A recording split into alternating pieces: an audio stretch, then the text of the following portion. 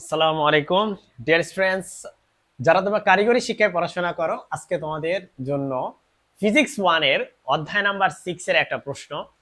এই প্রশ্নটি হচ্ছে, দেখাও যে অবিকর্ষিত ত্বরণ বস্তুর ভরের উপর নির্ভর করে না। এটি হচ্ছে একটি সংক্ষিপ্ত প্রশ্ন আকারে তোমাদের পরীক্ষায় এসে থাকে এবং বেশ কয়েকবার আসছে। এটা খুবই ইম্পর্টেন্ট একটা প্রশ্ন। সো ডিয়ার স্টুডেন্টস, দেখাও যে অবিকর্ষিত ত্বরণ বস্তুর ভরের উপর নির্ভর করে না।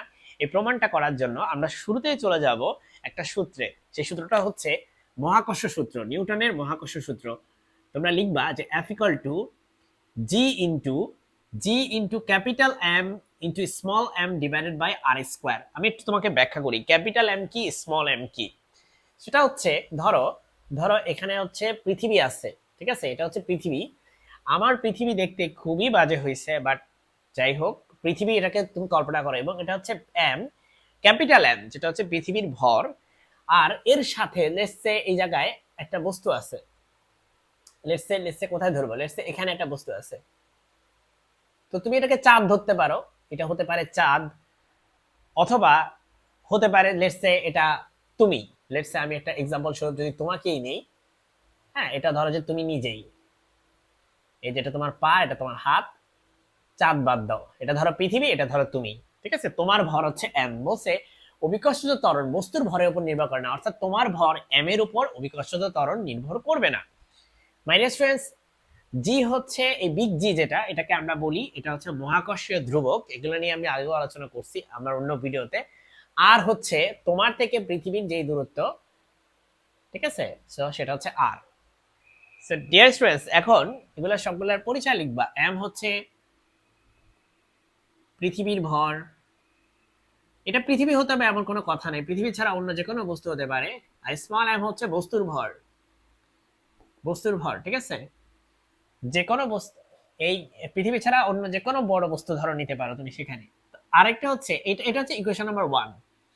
এবার আমরা নিউটনের গতির যে সূত্রগুলো, 2 নাম্বার সূত্র, তোমরা জানো যে আমি নিউটনের গতি রিলেটেড যে 3টা সূত্র, সেটা নিয়ে কিন্তু আমি একটা ভিডিও করছি এবং হোপফুলি তোমরা সেটা দেখছো অলরেডি।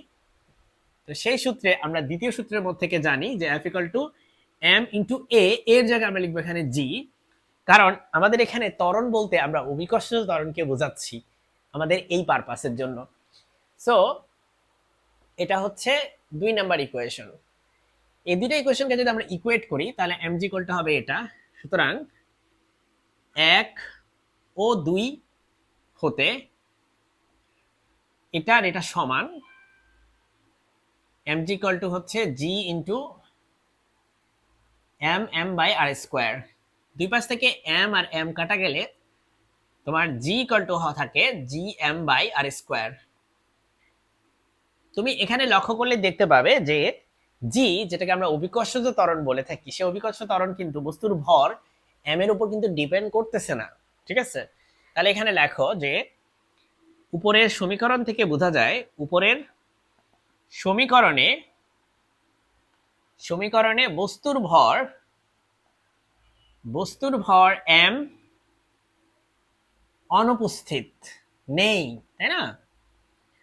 অনু, আল্লাহ জানে অনুপস্থিত বানান কি লিখতেছি। অনুপস্থিত, অনু অনুপস্থিত, সো অ্যাবসেন্ট।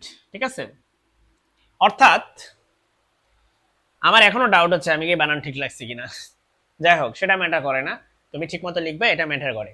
অর্থাৎ অভিকর্ষ ত্বরণ বস্তুর ভরের উপর নির্ভর করে না, এটা কিন্তু দেখানো হয়ে গেছে। তুমি লিখবে এখানে শর্ট, বা বাংলায় লিখে দিবা দেখানো হলো। সো এটাই হচ্ছে আজকের ভিডিও। আসসালামু আলাইকুম।